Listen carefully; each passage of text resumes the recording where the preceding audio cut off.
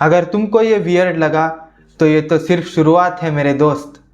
तो आज मैं बताने जा रहा हूँ top 10 weirdest and wildest anime जो मुझे मिले इंटरनेट पे। तो कुछ नहीं, just sit back and enjoy the video.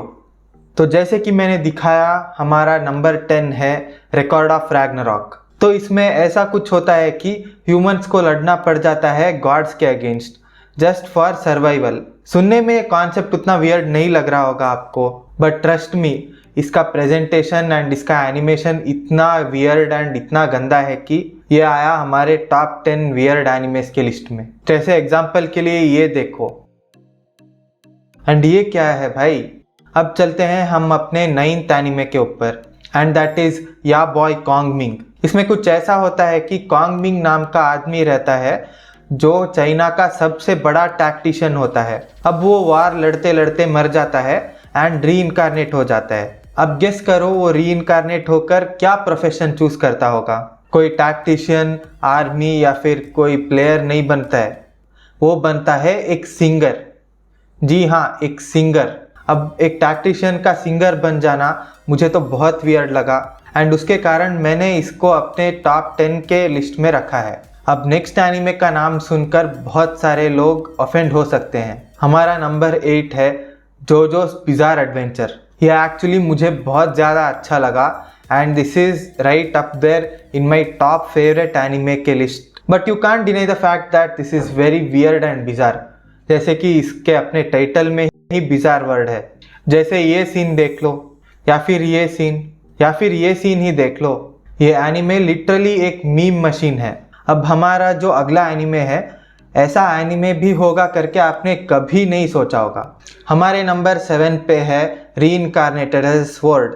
चलो एक बार के लिए मान भी लिया कि कोई रीइंकारनेट होके स्लाइम भी बन सकता है। हमारा मेन प्रोटैगनिस्ट रीइंकारनेट होके बन जाता है एक स्वॉर्ड, जो है एक नॉन लिविंग थिंग। मतलब एक तलवार कैसे हमारे स्टोरी का मेन कैरेक्टर बन सकता है? राइटर ने क्या सोचा होगा भगवान को ही पता है। अब अगला जो एनिमे है वो रोमांस जॉनरा के अंदर आता है। हमारा मेन कैरेक्टर एक हाई स्कूल का लड़का होता है। अब गेस करो उसके कितने गर्लफ्रेंड्स होंगे? 1 नहीं, 2 नहीं, अरे चलो ठीक है 3 नहीं। And still you guys are nowhere near the correct answer. The correct answer is 100। भाई मतलब ये कोई नंबर होता है? हमारे मेन कैरेक्टर के पास 100 गर्लफ्रेंड्स हैं। इसके अंदर तो बहुत सारे वियर्ड चीज़ें होते हैं जो मैं बिल्कुल बताना नहीं चाहूँगा। अब तक इसका एक ही सीज़न आया है एंड ये रहे इसके गर्लफ्रेंड्स। अब सिर्फ कुछ ही लोग होंगे जिन्होंने इसके अंदर एक चीज़ नोटिस किया होगा। ये दोनों बहुत सिमिलर दिखते हैं। ये गर्लफ्रेंड की माँ है एंड दोनों इसके गर्लफ्रेंड्स हैं। अब और ज़्यादा इस एनिमे के बारे में नहीं बोलना चाहता मैं, तो चलिए चलते हैं हमारे अगले एनिमे पे। हमारा अगला जो एनिमे है वो हमारे पिछले एनिमे का प्रो वर्जन है, सीधा 100 से 420। भाई कोई रोक दो इन राइटर्स को, ये क्या क्या लिखते जा रहे हैं। इनके वजह से हमें ये सब क्या देखना पड़ रहा है? ऑलरेडी 100 ही कितना बड़ा नंबर था, अब 420? सीरियसली? ये वही राइटर्स होते होंगे जिन्होंने अपने रियल लाइफ में कोई गर्लफ्रेंड बनाया ही नहीं एंड अपना भड़ास निकालने के लिए ऐसे स्टोरी लिखते हैं। अब सभी लोग जानते हैं कि गर्लफ्रेंड बनाना बहुत मुश्किल काम है, बट सब्सक्राइब करना तो नहीं है। इधर जो लाल बटन दिख रहा है ना, उसको आप क्लिक कर दीजिए। उतना ही करना है और कुछ नहीं करना है। मैं वेट करता हूँ आपके लिए। चलो अब ये रोमांस और गर्लफ्रेंड्स इन सभी को छोड़ के हम आते हैं अपने नेक्स्ट एनिमे पे। हमारा नंबर 4 पर जो एनिमे है वो है सेंट यंग मैन। इसमें जीसस एंड बुद्धा बनते हैं roommates in an apartment in Tokyo. हमारे स्टोरी राइटर हिकारू नाकामुरा, ये नहीं ये वाला। आंटी जी आपको ये आइडिया कहाँ से आया? मतलब 2 भगवान को रूममेट्स बना दिया। अच्छा है इसमें सिर्फ 2 ही एपिसोड्स है, वरना we would have been like ये सब क्या देखना पड़ रहा है? तो अब हम लोग आने वाले हैं हमारे टॉप 3 एनिमेस पर। अगर अभी तक के एनिमे आपको वियर्ड लगे तो आगे आने वाले 3 एनिमे उनसे बहुत ज़्यादा वियर्ड है। हमारे नंबर 3 पे है रीइंकारनेटेड एज अ वेंडिंग मशीन। मान लिया इसे का ही है, बट कुछ भी बना दोगे। एक बार के लिए मैं मान भी लूंगा कि स्वर्ड भी ठीक है। स्वर्ड में कुछ लेवल अप्स होते हैं, कुछ पावर अप्स हो सकते हैं, कुछ तो वियर्ड पावर्स होते होंगे।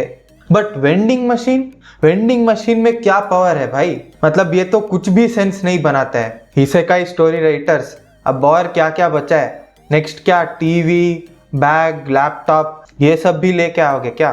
तो नेक्स्ट आते हैं हम अपने नंबर 2 एनीमे पे, एंड दैट इज FLCL, यानी इस एनीमे में कभी ये होता है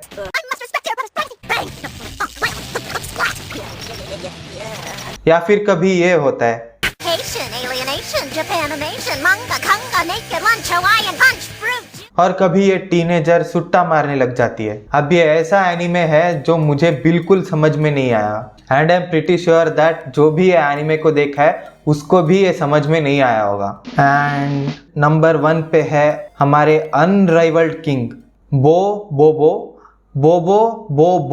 योशियो सवाई सान, आरिगातो फॉर दिस मास्टरपीस।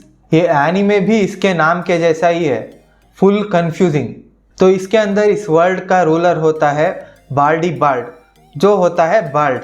अब सिंस ये बाल्ड है, अब सभी को बाल्ड बनना पड़ेगा, एंड इस रूलर के अगेंस्ट खड़े होते हैं हमारे मेन कैरेक्टर। अब लड़ने के लिए हमारे मेन कैरेक्टर बहुत ही विशेष स्किल का यूज करते हैं, एंड दैट विशेष स्किल इज अपने नाक के बालों से लड़ाई करना। जी हाँ, सही सुना आपने, नाक के बाल। अब मेन कैरेक्टर अकेला थोड़ी लड़ेगा, उसके कुछ फ्रेंड्स होंगे।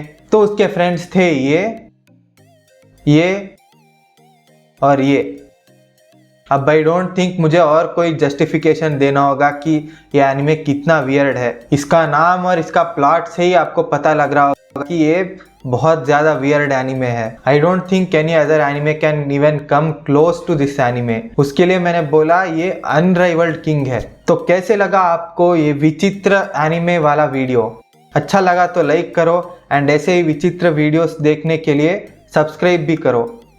बट वेट, ऑलरेडी तुमने सब्सक्राइब किया है ना? मेरा लेटेस्ट वीडियो देखने के लिए इस पे दबाइए।